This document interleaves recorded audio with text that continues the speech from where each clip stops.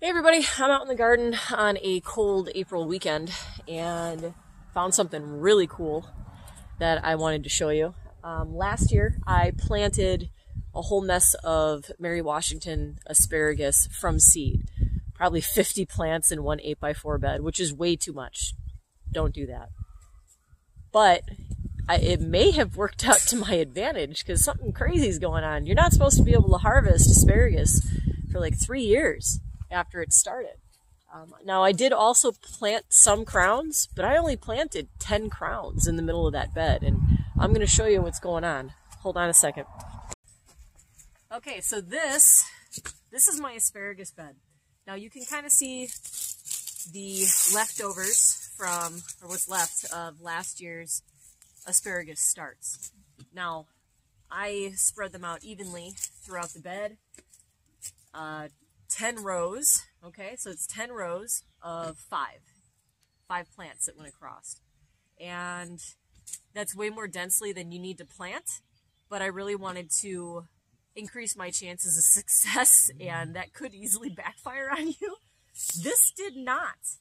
And before I show you what's cool, I'm going to point out to you where I planted the crowns, because it does make a difference. So I planted asparagus crowns straight up the middle. That's it. I planted 10 asparagus crowns right down the middle of this bed.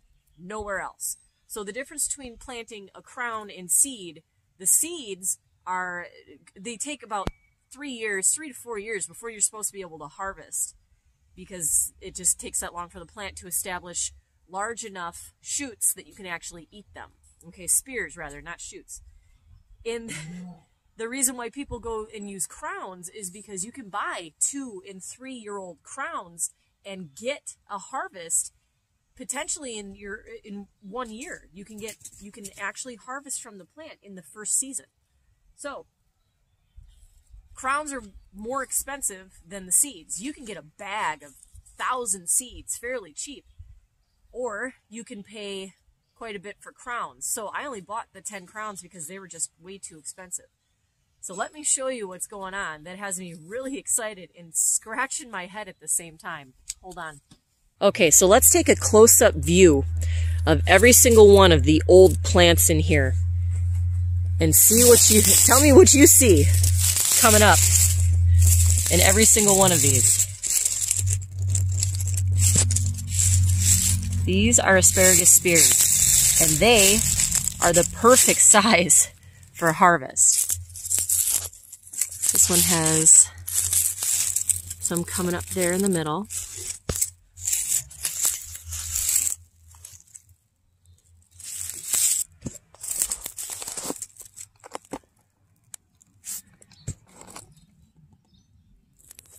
These are all the size I would cut for harvest. Now, this little one's a little dinky. I'd probably let that one go.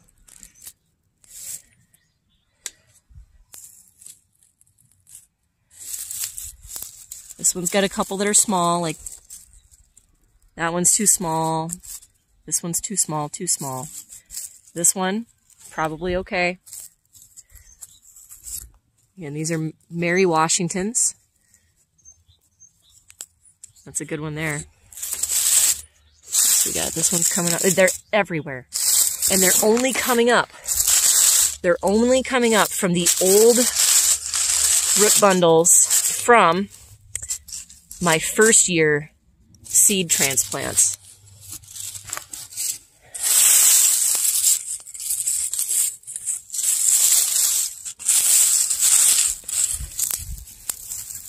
There. So they're not just coming up randomly across the middle like you'd expect from the crowns. Actually, I'm a little surprised I don't see them. They're coming through here too.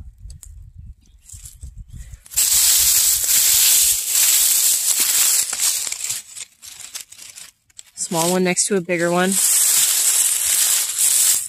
So either I'm extremely lucky to be getting harvestable asparagus from a second-year plant.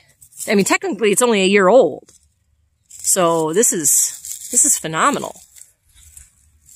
just awesome. Now, when it comes to cutting asparagus, you're going to want to wait until they get, you know, about so high. And then you cut them right off at the base. And I like to cut them and then immediately eat them. So the spear is still dripping. And I throw it in some tin foil with minced garlic, salt, cracked black pepper, and olive oil, if I didn't say olive oil. And you just bake that for like 10 minutes at 350. Oh my God, so good. This is really exciting. Let me show you what else is going on in here, because we do have some other stuff still coming up. Okay, so in this bed, I left carrots to overwinter. If you've ever had a carrot that has gone through like a whole bunch of frost or even over a winter, it's going to be the sweetest carrot that you've ever had. It tastes like candy.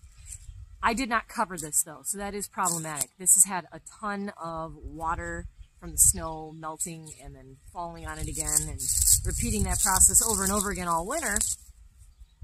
They're probably mush, okay? There likely is still some decent carrots in here, so how about we dig through this and see what we can find? Because even if they don't look like they're decent for human consumption, they're great dog snacks. So they'll get the benefit of the sweet carrots that I'm not going to be able to eat. All right, so there's definitely some mushy ones in here. Yeah, it's all cracked open. So what ended up happening is that this definitely got swamped. This whole bed got swamped. And as it freezes, it cracked the carrots, which allowed dirt and moisture to get in. So I'm not going to give him this piece, although I'm sure he'll eat it anyway. You want a carrot? Good boy. Oh, this little one is actually growing a new leaf. I might just leave that in there and see if I can get seed this year. Okay, this one too. Remy! Remington! Oh, you want a carrot? There you go. Go on!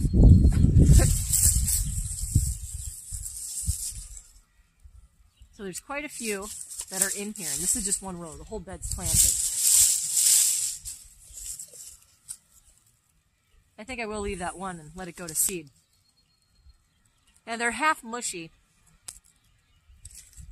So they were just out here without enough protection. It does work if you cover them, and that way the moisture is kept out of it. And the cold itself just does the work to break down the carbohydrates that's in the carrot and makes it super sweet. One more? Here you go.